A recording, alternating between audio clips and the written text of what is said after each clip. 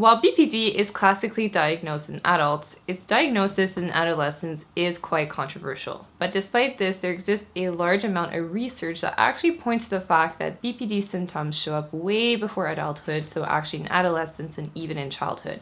So if that sounds interesting to you, and if you want to see more of my cat Mojo, then I encourage you to stick around.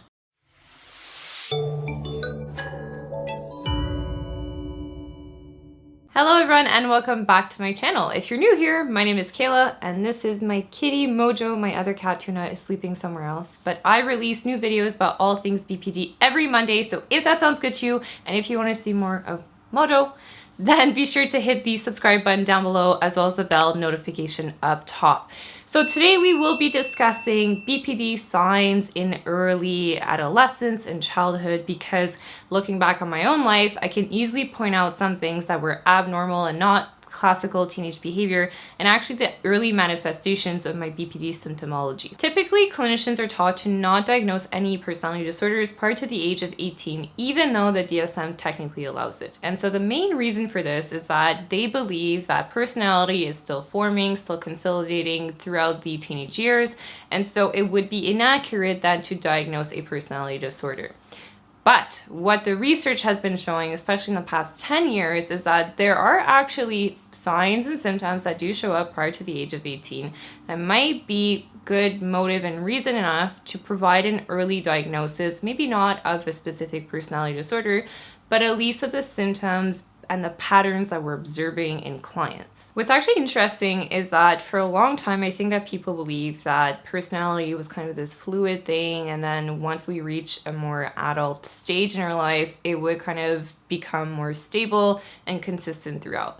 But what we're actually noticing now through more specific research on personality is that personality is pretty stable throughout our entire life. If I'm just speaking anecdotal experiences for myself, I was a very sensitive kid when I was growing up. I still am. My brother was super anxious when he was little. He's still super anxious. And so there's some traits, for example, if we think about the Big Five personality model, neuroticism specifically, I think that those traits that we exhibited in our personality are still somewhat the same today. And so it's false to say that personality is super fluid when we're little and that it just magically becomes stable at 18 or 25 when the brain stops developing, but more so that we have these common threads of patterns that tend to, again, show up as we're adults. So what clues point towards early BPD detection? First clue, the first thing I will say is that this typical teenage angst that we often see actually starts to show up prior to the teenage years. So when we think about individuals who have BPD, we often think of folks who are highly sensitive. And when we grow up as highly sensitive children, paired with an environment that doesn't match our level of sensitivity and our needs and our reactivity to emotions and stimuli, we start then to be confused about our identity, our sense of self, our relation to others, why we're so different. And so we could see these traits of acting out and seeking high-risk behaviors, so self-harm, being very impulsive. We could see those things showing up in childhood, in early adolescence, as a way to try to consolidate who we are. Because usually throughout the teenage years, we start to form more of a sense of self, of an identity. But with BPD, it's really different from the typical teenage angst. We obviously do have the hormones playing into all that. I don't want to diminish that or dismiss it. It's just more of a combination of the two. The second clue, and probably the most obvious one, is this high emotional dysregulation. So once again, when we have children who have this tendency to go towards BPD like symptoms, we usually have children who are highly sensitive. And so I remember reacting to things that were not, quote, common, and I would cry all the time and have big reactions to things that maybe for other kids my age, it wouldn't impact them. So even as children, when we notice that our children are really sensitive and then they have a hard time regulating their emotions, this could be a cue as parents to say, okay, what can we do? How can we start teaching our kids at a young age what self-compassion is, what self-validation looks like? starting with the early implementation of tools to help this child understand emotions, that there's differences in them early on so that they're not stuck doing that as adults, because when we have this emotional dysregulation that is left to linger for years on end, this is when we see adults who have the common BPD, really angry outburst, lack of self-awareness. And so if we notice this in our children, this is the time to start. Other clues that we can also see are things like dissociative experiences and experiences that seem too old or severe for their age. Let me explain for a second what I mean by that. So kids and teenagers can actually experience dissociation. And if you're noticing that your child is saying things like, I don't want to live, I don't want to be here, paired with the emotional dysregulation, paired with this unclear sense of self, paired with this really impulsive, high-risk behaviors,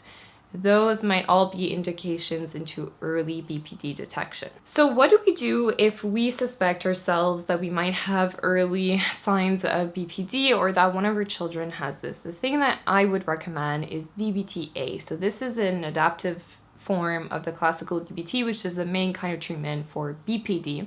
And so this is a 16-week-long intervention with individual therapy, multifamily group skills, as well as family therapy. And in these sessions, they not only teach the teenagers how to work on emotional regulation, impulse control, understanding emotions, learning things like self-compassion, but they also teach those skills to families, and they give the support to families, because we all know that as parents or loved ones of someone with BPD, especially in the beginning stages when we don't really understand what it is, and our child or friend or partner doesn't have the tools to help themselves, it can be really taxing. And so the nice things about these adolescence DBT groups, so DBT-A, is that it really focuses on healing of the family unit. So not only the individual, but how can we stop reinforcing these patterns as a family together. So while we may be able to tell some telltale signs of BPD-like symptoms, I do want to say the caveat though that it's really important to not overly diagnose classic or normal teenage behaviors. Teenagers in general are angsty, they are impulsive, they don't know who they are, they're trying to fit in, they're little shit sometimes. Okay, and we don't want to start looking at our kids and going through the DSM and putting a label on them, and well, meanwhile they're just acting in normal teenage forms. So instead of maybe putting the label, the diagnosis, you can still attend those DBT-A meetings or things like that, because honestly, this is something that I say all the time. DBT programs are useful for everyone, regardless of if you have BPD or not. And so the important thing is knowing that maybe your kids struggle with anxiety, or maybe they struggle with impulse control, or maybe they have dysregulated emotions. If you know those things, then you can help them without necessarily putting this harsh mental illness label on them, because we know that while there's pros to it, there's also the cons of feeling put in this BPD box and not feeling like you can necessarily escape it. On that note, I'm curious to know if you have had experiences, or what were the telltale signs that maybe you noticed within yourself when you were a teenager or a child that you had BPD-like symptoms. On that note, the best way to support my channel is to share my videos, because the more people share them, the more that we spread awareness about BPD. So on that note, go ahead and go share my videos, and I will see you next week for another episode of On the Line.